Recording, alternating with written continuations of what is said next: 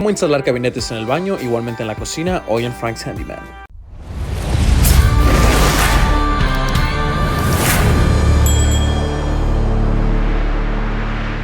Hola amigos, bienvenidos a otro episodio de Frank's Handyman. El día de hoy vamos a estar quitando lo que va a ser sacando toda esta basura.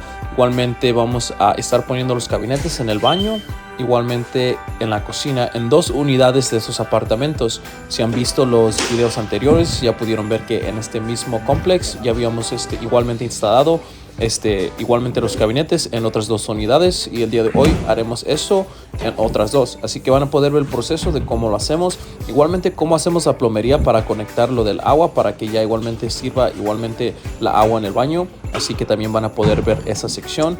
Espero que disfruten el video, y si disfrutan el video, por favor denle like al video.